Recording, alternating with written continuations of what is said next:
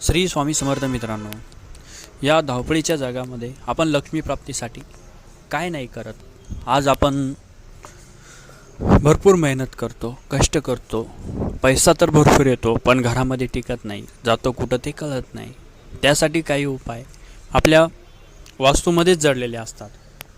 ते कसे मी सांगतो. आपले नखे, आपण नखे फक्त मंगळवारीच काढावीत. त्याचबरोबर गायत्री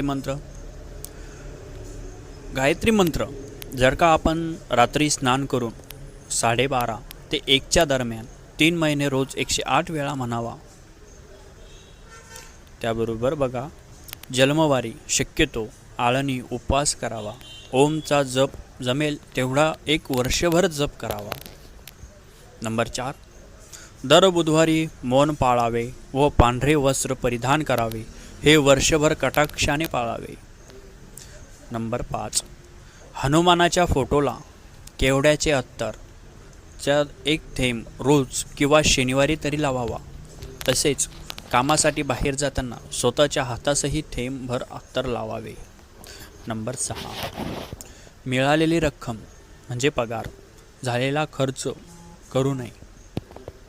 1 रात्र तरी ती रक्कम घरातच ठेवावी. म्हणजे काय, आपली पगार झाली, आपण याचं देणं त्याचं देणं लगेच देऊन टाकतो. तसं न करता 1 दिवस ते घरामध्ये ठेवावी, मग नंतर द्यावी.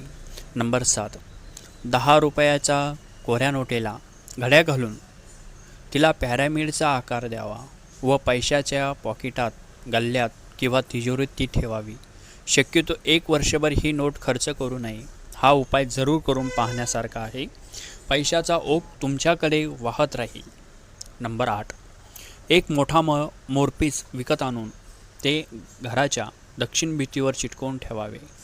रोज सायंकाळी उदबत्ती ओवाळावी. हा उपाय ज्याने याने अडकून पडला आहे त्यांनी जरूर करून पाहण्यासारखा आहे.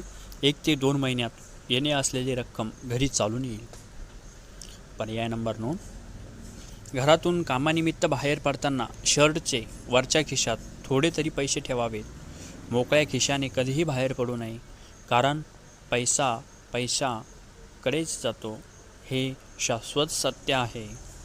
नंबर 10, गुरुवारी जर धनलाभ झाला तर त्यापैकी 15, 30, 45 किंवा 60 रुपये एका पांढऱ्या लिफाफ्यात घालून देवघरात ठेवावे.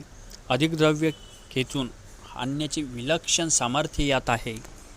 नंबर 11, गुरुपुष्पामृत योगावर